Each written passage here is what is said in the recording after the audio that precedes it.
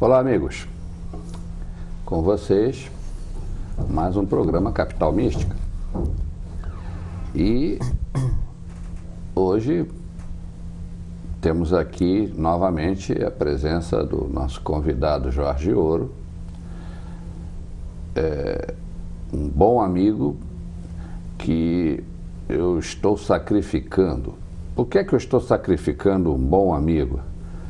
Porque ele tem muita informação para nos passar e eu decidi tirar a boticão todas essas informações porque ele apresenta as coisas de uma maneira que nos faz pensar. Ele está certo, ele está errado? Particularmente eu acho que ele está certo, mas não importa mesmo que ele não esteja certo, porque mesmo que ele não esteja certo, eu repito, ele está nos fazendo um bem incrível, fazendo com que as nossas engrenagens cerebrais se movimentem. Agora, por outro lado, se ele estiver certo, Nossa Senhora, que grande ajuda nós estamos tendo por parte dele, porque literalmente ele está nos dando o caminho das pedras. Todos vocês já ouviram dizer que nós não estamos no mundo por acaso. Nós somos frutos de uma lei universal, que pouca gente se preocupa em saber qual é, para que é que serve, como funciona.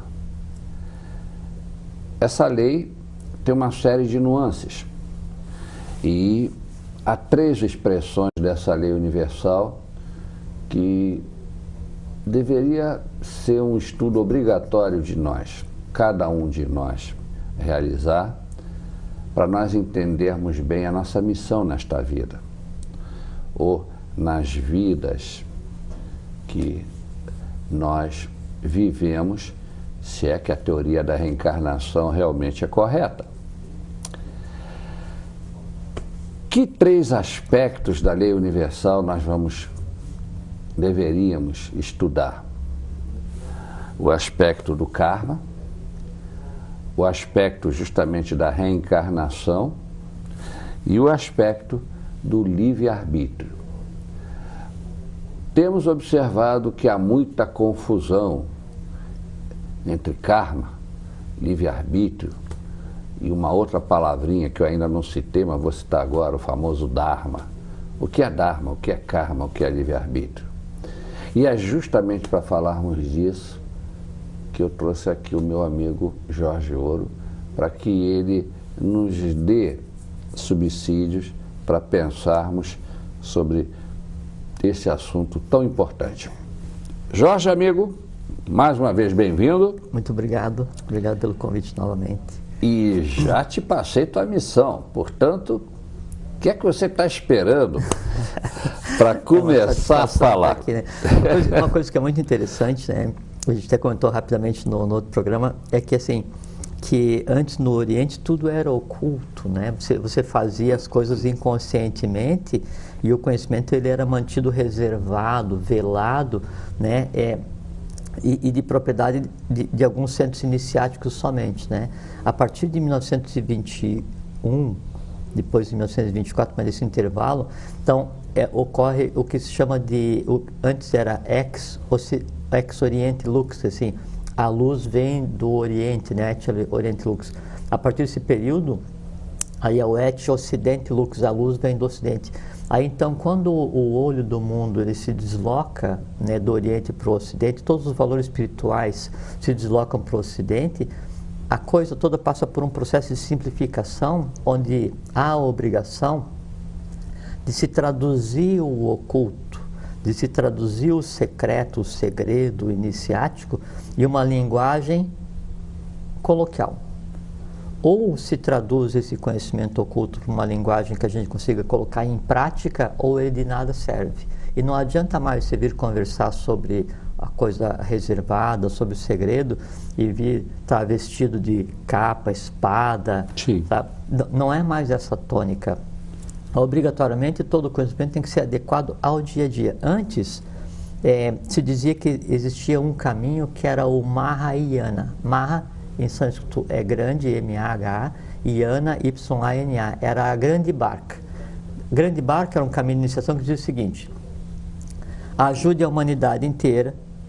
Quando toda a humanidade estiver pronta, você está pronto também. Aí, o ser humano que participava do caminho da Mahayana, que era o budismo do norte do Tibete, ele nunca sabia quando a humanidade estava pronta e, por decorrência, nunca sabia quando ele estava pronto. Então, morria frustrado, porque Sim. nunca tinha um resultado visível.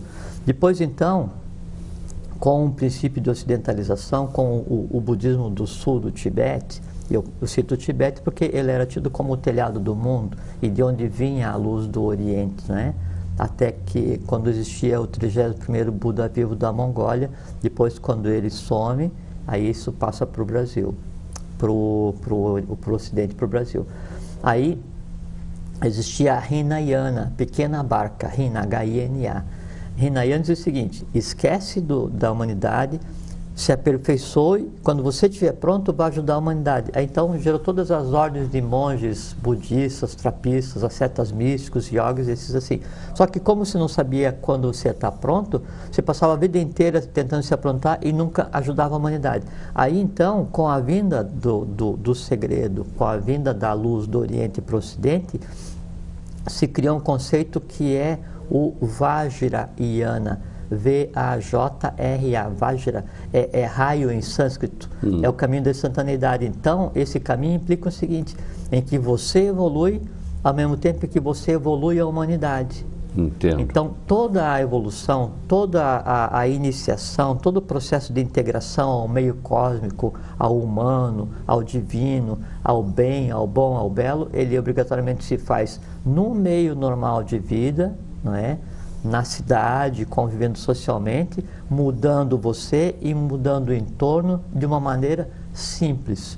Ou é simples e é prático, ou então é só academicismo esotérico que não tem validade nenhuma. E também, você disse uma coisa interessante, até a década de 20, né, no século passado, podíamos dizer assim que o mundo, a humanidade vivia a fase dos entretantos. E parece que alguma coisa criou uma certa urgência de desmistificar o oculto. E aí parece que nós entramos na fase dos finalmente, né? Então, o entretanto e o finalmente. Agora nós estamos nas fases do finalmente para a gente chegar a grande síntese, né? Que até o Pietro Baldi tentou fazer a grande síntese, mas o livro é tão grosso que não é síntese, aquilo é para fundir o crânio de qualquer cristão. Porque assim, veja que é interessante assim, então, houve nesse período, só fazendo um parênteses com relação ao que a gente vai, o assunto nosso de hoje, né? Então, houve nesse período em 1900, um chamado saque contra o futuro, e 8 seres que deveriam nascer só a partir de 3005, nasceram de 1º a 8 de julho de 1900. Quando esses seres completaram 21 anos, cada um foi encaminhado, os 7, o 8º era o aspecto feminino, cada um dos 7 masculinos, 7 primeiros, foi encaminhado para dar aprestamento a uma tônica humana. A ciência avançou em 100 anos mais do que não sei o quê, a medicina, a filosofia, todas as áreas humanas, elas tiveram um aprestamento, foi feito um saque contra o futuro, e é esse saque contra o futuro que a gente vive hoje. Por isso que hoje, e principalmente a partir de 2005, é que a gente considera como iniciada a época do fim dos mistérios. Tudo que antes era oculto e era guardado, era da humanidade, guardado da humanidade para proteger a própria humanidade, agora é dado à humanidade na dose e na maneira necessária. Pois é, mas é uma pena que o pessoal esteja dando as dicas e a humanidade esteja vivendo uma época tão sensorial e ela não está interessada em ler, em aprender, ela está interessada... Mas faz parte, sabe, porque, assim, quando um corpo, um organismo, ele tem uma doença muito antiga, uma doença crônica, o primeiro sinal que essa doença está melhorando é quando ela se transforma em aguda. Tudo que tem de oculto é exteriorizado. Então, a humanidade hoje, ela está num processo de espremer a si mesma, é como se estivesse pegando a humanidade e colocando num furacão, que daí o furacão ele pega as coisas, torce sobre si mesmo, quer dizer, tira o suco e joga. Né? E o que está acontecendo na humanidade hoje? A humanidade está sendo torcida e tudo que ela tem de mais oculto, a humanidade invisível e invisível, está sendo jogado e aparece. Aí todo mundo fica escandalizado e pensa assim, pô, mas se é uma fase tão boa assim, como é que a humanidade está tão bagunçada? É o contrário. A prova que a gente está vendo uma fase boa é que a humanidade está assim bagunçada porque todos os erros humanos que antes eram ocultos, agora são visíveis. Bom, e a única maneira de resolver... Tem uma imagem interessante que diz que as dores do parto, e dói, né, segundo testemunhos femininos, prenunciam o nascimento de uma nova vida. Então, quem sabe se isso que nós estamos vivendo aí não são as dores do parto? As dores do parto são dores kármicas, né, da hierarquia dos barichados, que é feminino, porque o parto humano não devia ser como é. Isso a gente vai conversar em seguida. É por isso que dói. Porque não era para ser assim. Amigos, por aqui vai o nosso programa. Estamos indo para um ligeiro intervalo e voltamos logo, logo. E vamos tentar colocar em pratos limpos essa questão de karma, dharma e livre-arbítrio. Já voltamos. Muito bem, amigos. Só para constar, estamos entrevistando o nosso convidado especial, Jorge Ouro, e o tema de hoje, as 3 expressões da lei universal, karma, reencarnação e livre-arbítrio. Então, Jorge, como eu sei que você tem muita coisa para dizer, já vamos direto ao assunto. Vamos falar neste segmento sobre karma e dharma. De cara, qual é a diferença? Então, Dharma é a lei. Então, assim, os desvios... Dharma é a lei. Dharma, D-H-A-R-M-A, é um termo em sânscrito que é traduzido por lei. É a lei cósmica, a lei básica da existência. Os desvios da lei é que geram o karma. Quando você desvia de Dharma para cima, você gera bom karma. Quando você desvia de Dharma para baixo, você gera mau karma. Bom karma ou mau karma é ruim do mesmo jeito. Por quê? Porque se você tem karma, você renasce. Então, se nós estamos aqui hoje, eu, você, quem está nos assistindo, a humanidade inteira, é porque você tem uma função ligada ao karma. Por quê? Existe uma categoria de seres que pode optar em nascer ou não.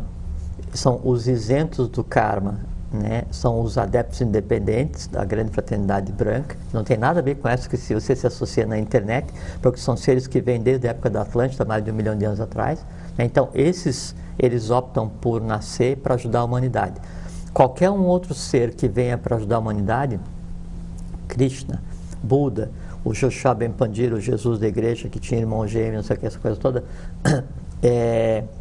Amenófis IV, Manco Capac, qualquer um avatar, qualquer um, uma expressão da divindade, quando ele opta em nascer, ele se submete ao karma humano e gera karma, entende? E se diz o seguinte, o dura lex sed lex, se aplica ao karma, que assim, o karma ele é tão rígido que nem o próprio karma está isento de karma.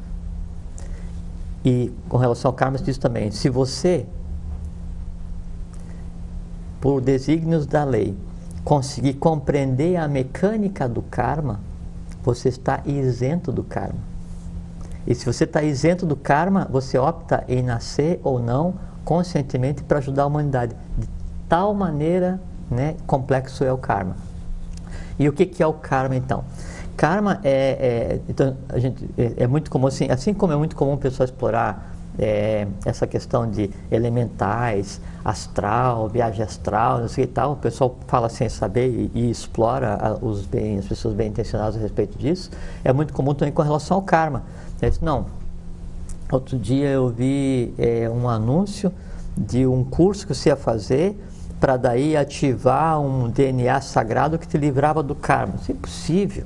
Não existe, e não existe como eu te livrar do teu karma, não existe como eu interferir, o que eu posso fazer é só gerar mais. Me chama a atenção como o ser humano procura sempre atalhos Né? alcançar seus objetivos, né? É muito interessante porque assim, o ser humano ele procura a solução para a sua própria questão em todos os lugares, no conhecimento, nas outras pessoas, nas religiões, numa divindade. Ele procura desesperadamente a vida inteira a solução para tudo, em qualquer lugar, menos onde a solução está, que é nele mesmo.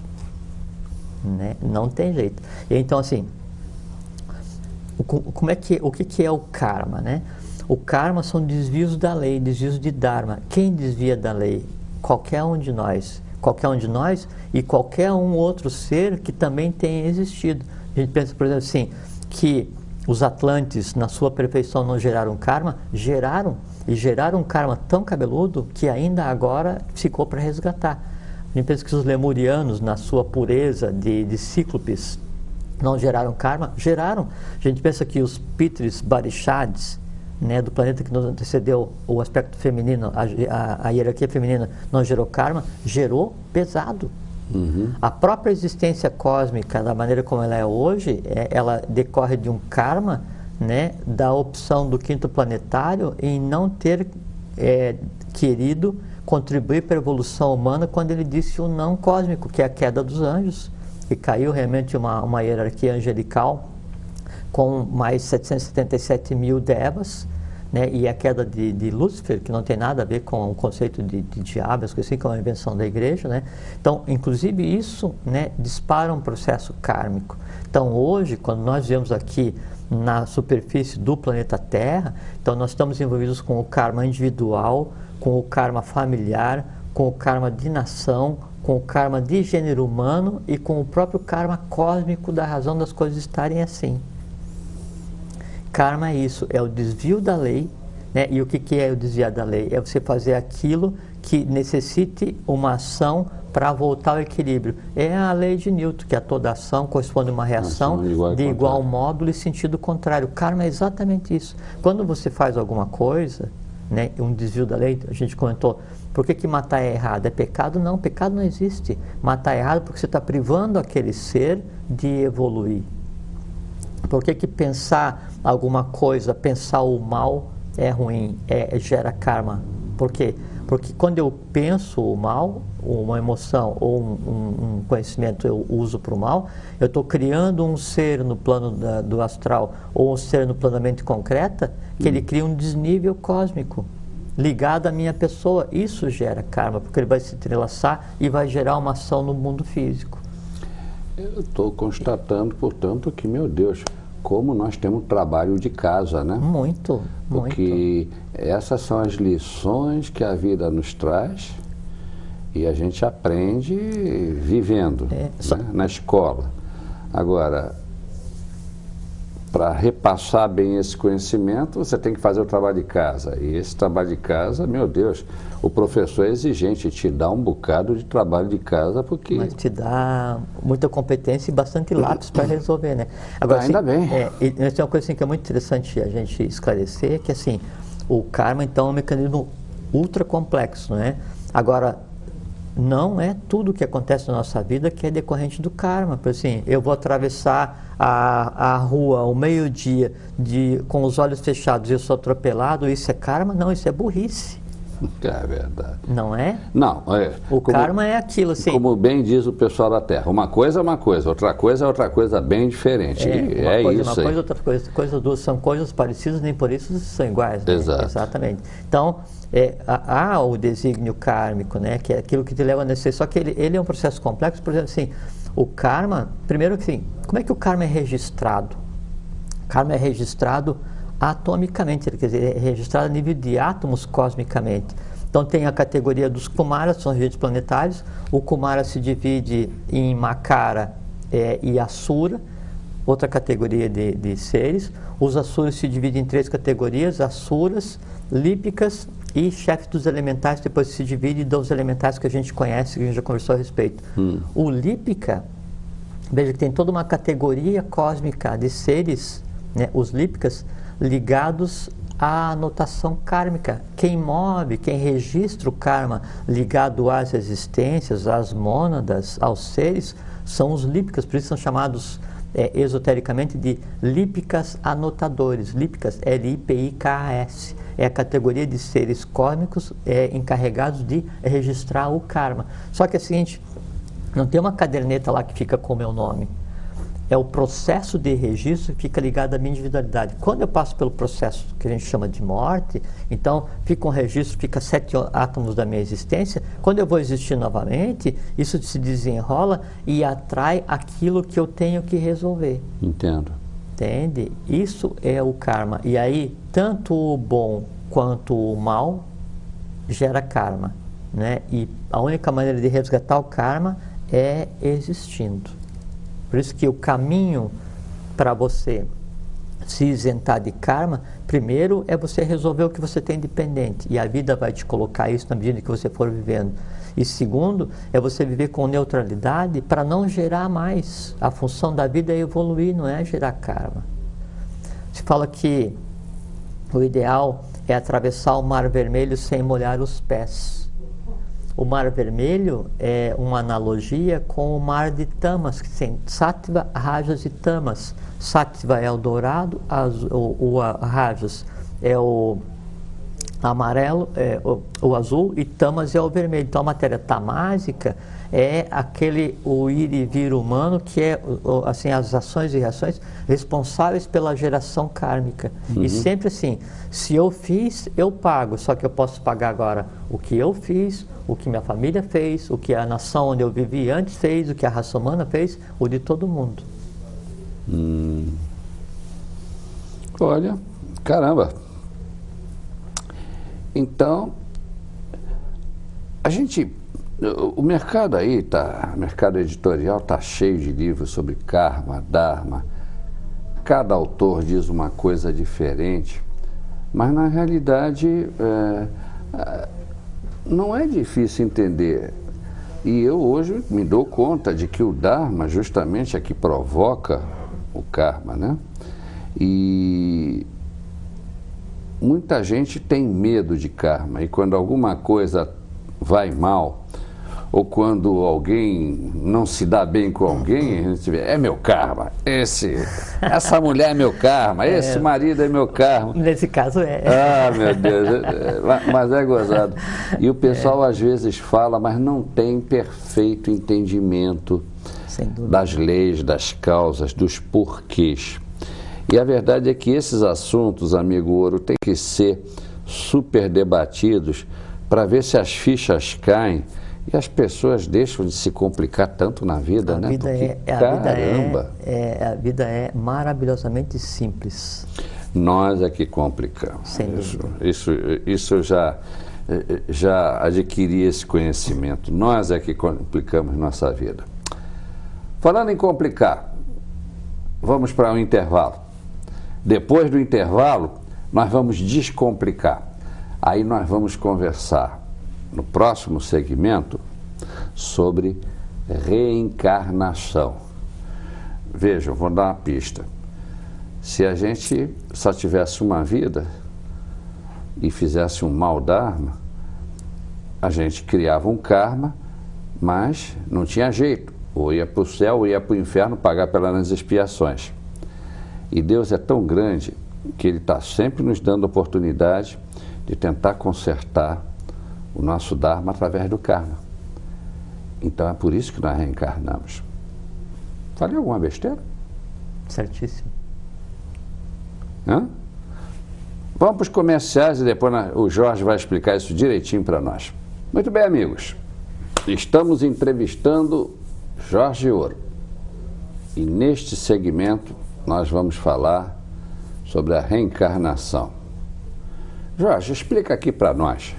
Afinal, encarnação existe mesmo ou é coisa do demônio? Bom, primeiro que o demônio não existe, né? Demon é esse deus inverso, né? É o quinto e sexto planetário, onde um assume o papel de bem e um assume o papel de mal. E antes existia o bem no bem, que era o quinto e sexto equilibrado, né? Antes da queda cósmica, né? Aí o quinto fala o não, que é Lúcifer, né? E aí passa a existir o mal no bem, que é o mal cósmico, que é uma face do bem. Só que daí a humanidade, tentando interpretar o que é o mal cósmico, ela cria o mal no mal, que é o mal humano, que daí é o mal a ser combatido, que é o erro humano. Amigos, acho que se bobear, vou pedir um intervalo, porque eu acabei de fundir meus arames. Não sei vocês, mas os meus foram para o brejo. Mas tudo bem, ok. Não fuja do assunto, vamos lá. Agora, sério. Como é que é esse negócio de reencarnação? Então, assim, a reencarnação, ela é um conhecimento aceito por todas as religiões do mundo, todas as religiões, sempre, todas as tradições ocultas e esotéricas, né? Inclusive a religião católica no seu início. Sim, é verdade. Depois teve um concílio, não lembro se foi em Trento, onde que daí então deu a reencarnação como não existindo e aceitou a existência da mãe de Jesus. Tinha aquela questão de a mulher não ter alma, então por isso não podia, até uma confusão toda que não nos compete, né? Bom, a reencarnação ela é um princípio muito simples e ela é, como você muito bem disse no bloco passado, a chance que a lei te dá de colocar as coisas em ordem. Em um ciclo evolucional, você passa por 777 encarnações, né? E um ciclo evolucional, então, você pode cai, erra, acerta, levanta, vem, nasce aqui, nasce lá, nasce hoje como homem, amanhã como mulher, não sei. Então, esse ir e vir é que te dá a chance de você colocar as coisas em ordem, colocar a tua existência na linha de Dharma, ao mesmo tempo em que você vai transformando vida energia em vida consciência. Um ser humano, quando ele passa a existir em primeira existência, né, obviamente que ele vai errar, por quê? Porque ele não tem ainda consciência. O evoluir é adquirir consciência do erro e corrigir. E o corrigir o erro é corrigir o karma. Sim. Então, a reencarnação, obrigatoriamente, ela é uma realidade cósmica, ela é uma realidade evolucional. Todas as teogonias, todas as tradições, todas as escolas ocultas, esotéricas, aceitam a questão da reencarnação. E não tem nada a ver com religião. É um processo normal, onde você passa por uma existência, quando termina esse teu ciclo, você pega o que você aprendeu, passa pelo processo que a gente conceitou como morte, recicla e vem novamente, e morre o corpo físico, morre a alma, e o espírito ele é permanente. Quando você vai reencarnar novamente, você pega o que sobrou da existência anterior, são 7 átomos somente que sobra, aí esses átomos começam a se desenrolar e a atrair os semelhantes. Aí então você vem com o que se chama de Skandha Nidana, que são as tendências negativas e positivas, que dá aquilo que você pode vir a fazer. Junto a isso vem o karma que você tinha, que assim, aquilo que você fez, aquelas massas de matéria astral e mental que estão ligadas à tua existência anterior ou às existências anteriores, isso se aglutina e vem. Agora, vem como? Veja como é interessante. A escolha do pai e da mãe, ela se dá aproximadamente 20 anos antes da fecundação. Caramba! E o ser, quando vai nascer, ele então sabe o que ele precisa e ele diz: eu vou nascer naquela nação, naquele período, naquele ramo familiar, daquela mulher, daquele homem, né? E eu vou ter essa característica física. Por quê? Porque antes de eu nascer, eu sei exatamente o que eu preciso para zerar o meu carnê. Eu fiz aqui minha vida, minhas idas e vindas aqui nessa existência. Aí os dípicas estão lá no meu carnezinho. Jorge fez isso, Jorge fez aquilo, já tal. Terminou, Jorge, bota na bolsa aí e se vira. Aí eu passo pelo processo de sublimação da minha alma, a minha mona, meu espírito se retira, quando acaba eu vou nascer de novo. Ops, aqui ó.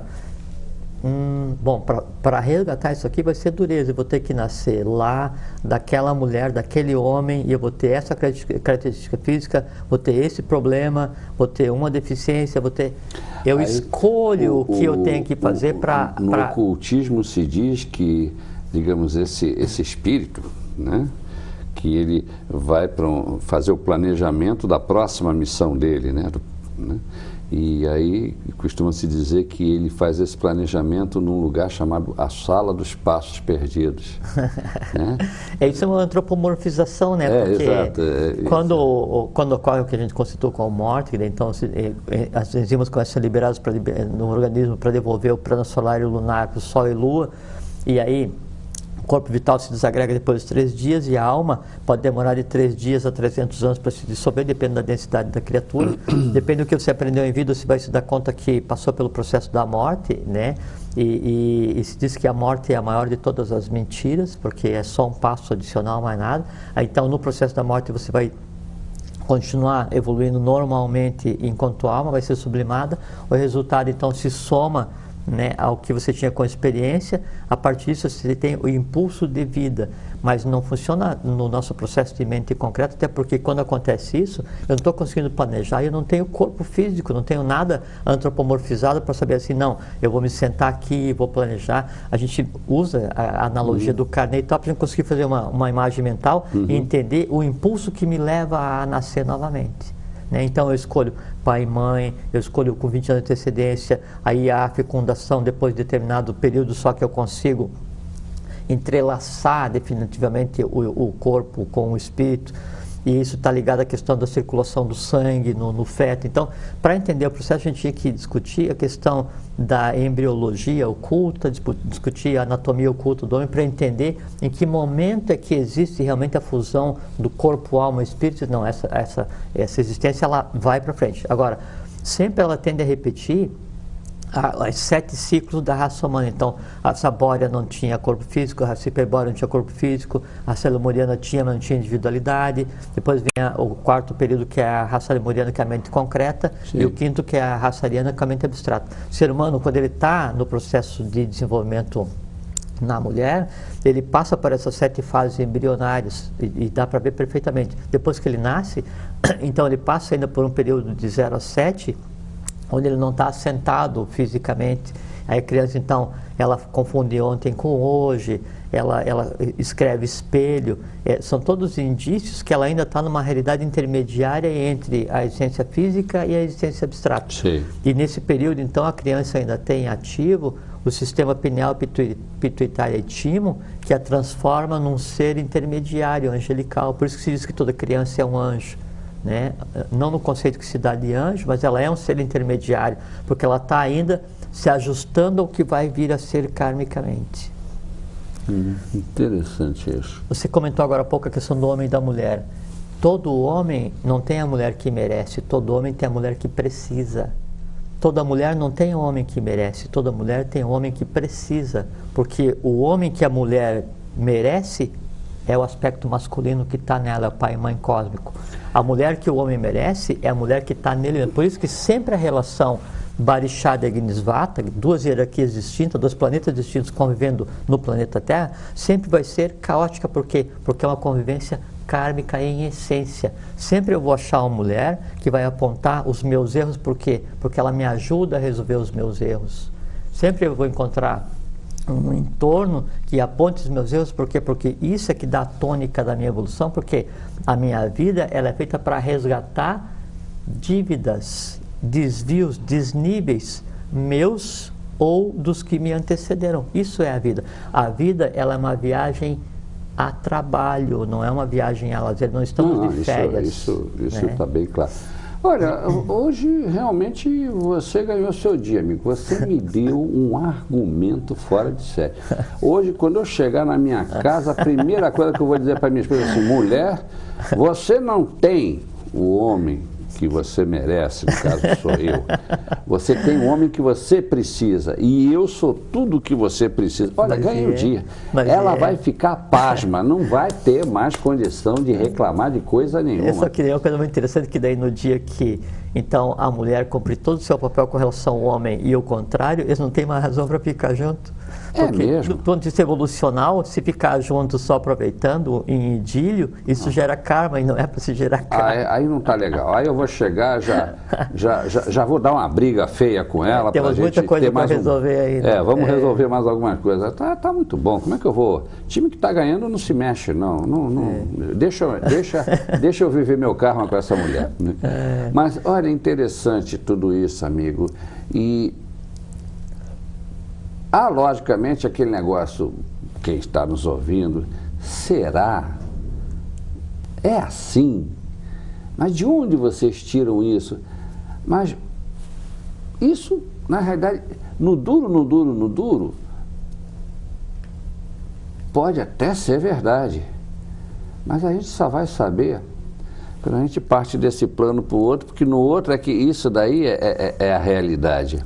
Tem que se preparar, tem que estudar. E já dizia Blavatsky que nesta nossa realidade tudo é Maia, e Maia é ilusão, né? Então, olha, gente, nós temos que ser prudentes. Agora, uma coisa é certa, e eu volto sempre para o mesmo tema. Nós estamos tentando desmistificar o oculto, o extraordinário, né? O esotérico, com S. E nós estamos dando coisas para vocês pensarem, telespectadores. E vocês não vão cair na asneira de acreditar só porque é o Jorge Ouro que está dizendo ou porque eu, particularmente, estou corroborando o que ele diz. Eu acho que se vocês realmente são pessoas bem intencionadas, eu acredito que sejam, vocês têm que ouvir o que está sendo dito e correr atrás, buscar, pesquisar, fuçar, para que, por um processo de análise racional, vocês possam chegar às suas próprias conclusões. Então, nós não somos os donos da verdade, nós estamos apenas dando informações que vocês poderão aceitar ou não, que vocês poderão corroborar ou não, que vocês poderão dizer, eu vou até o fim para ver onde é que isso tudo vai dar.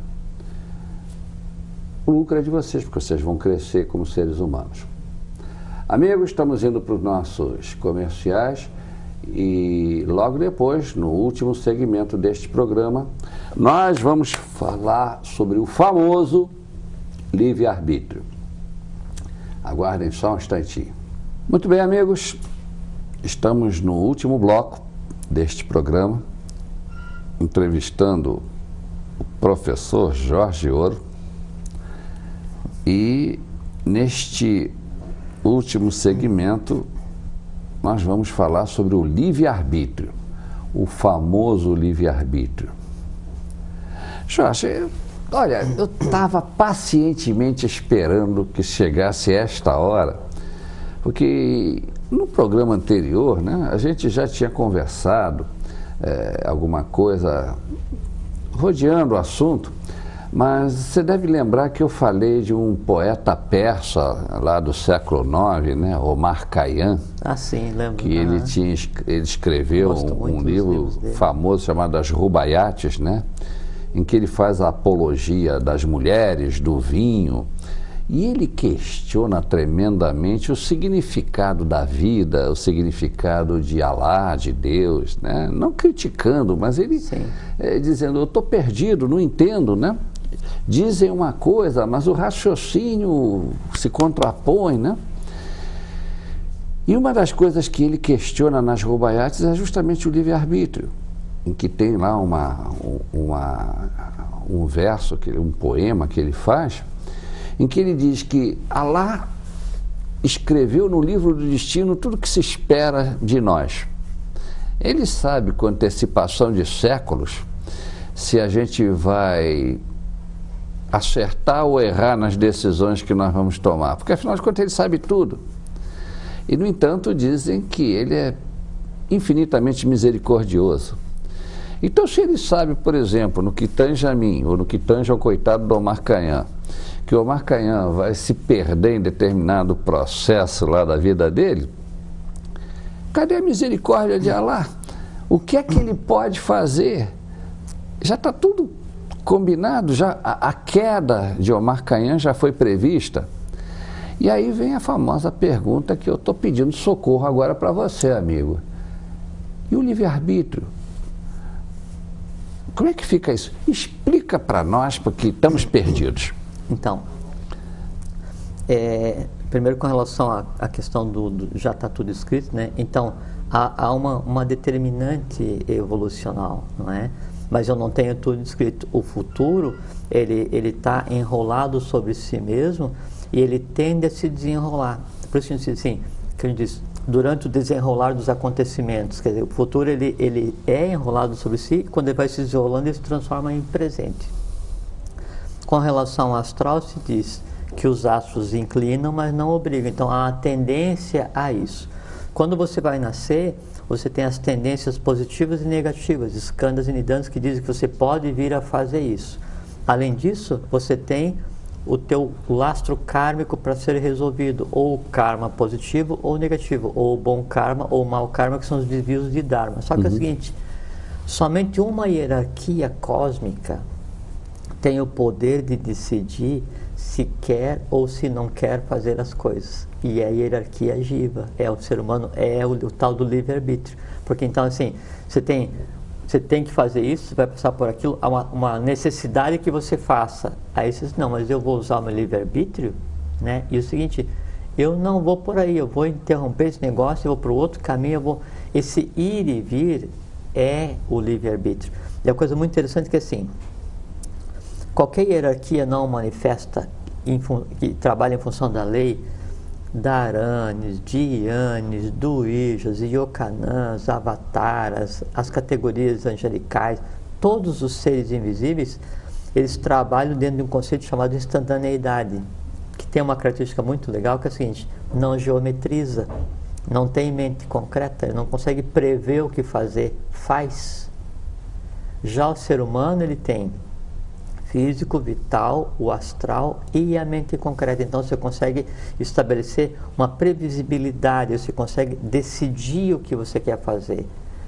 A geometrização dos eventos é uma limitante à própria divindade. A única hierarquia que consegue definir eu quero fazer isso porque eu quero, independente se é certo, se é errado, se eu vou ter que fazer isso ou aquilo, escolher os caminhos, é a hierarquia humana.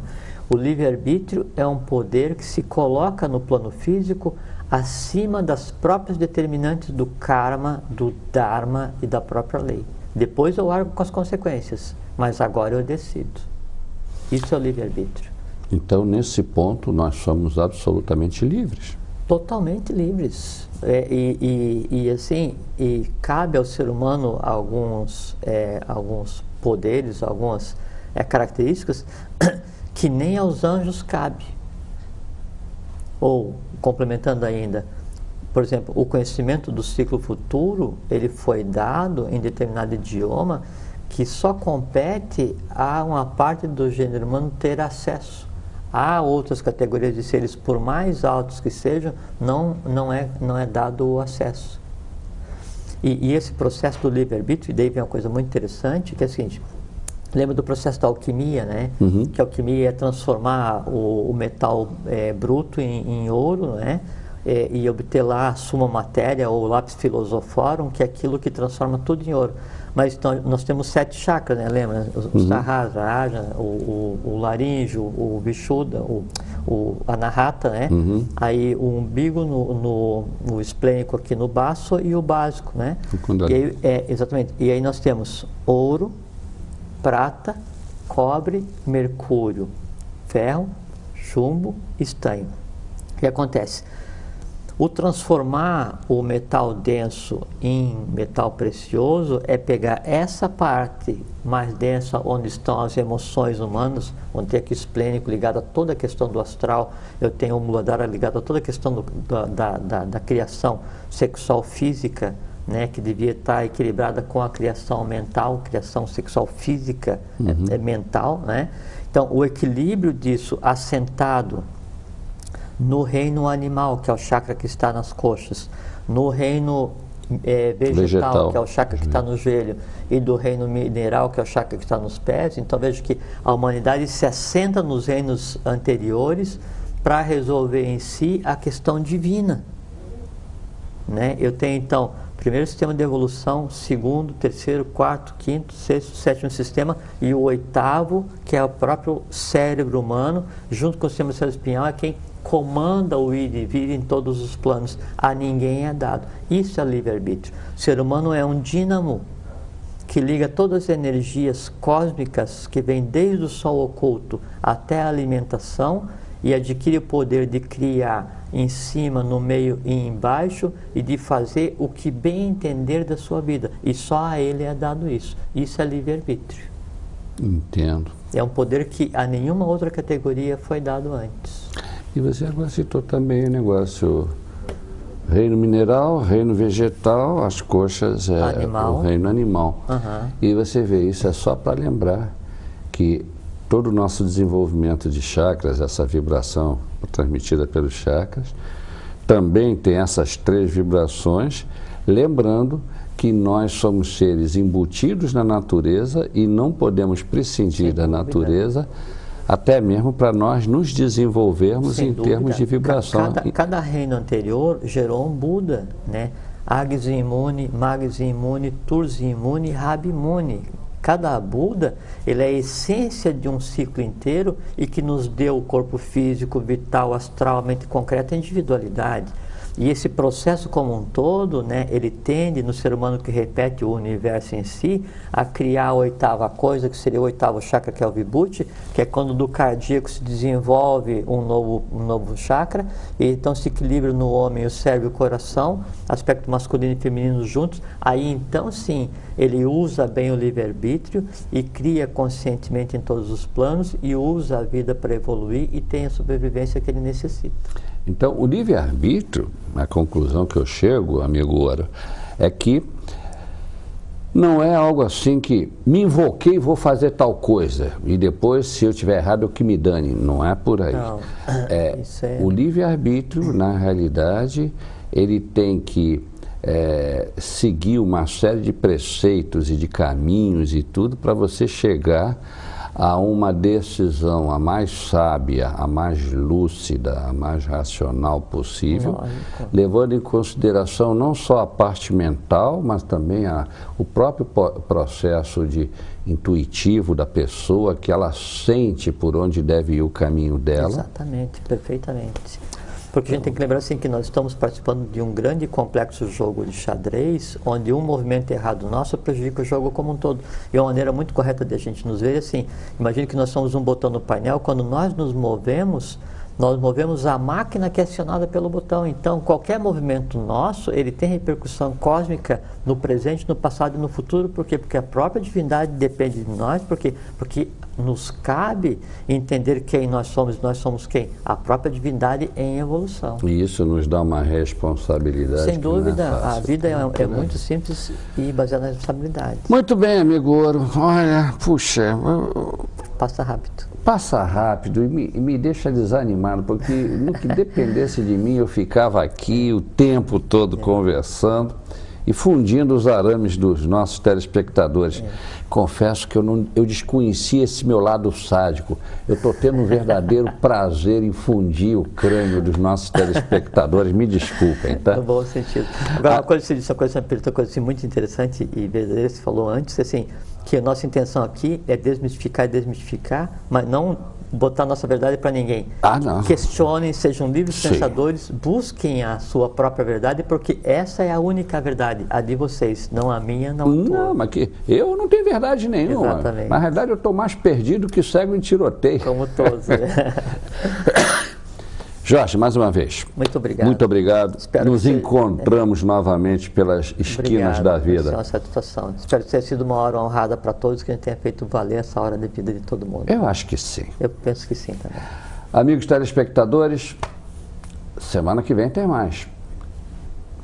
Aguardem e já marcamos, como é tradicional, neste dia, neste canal, nesta hora. Uma ótima semana para vocês. Pensem muito sobre o que foi dito. Procurem, pesquisem, leiam. E vocês vão chegar lá como nós estamos desesperadamente também tentando chegar. Meu cordial abraço e até a próxima.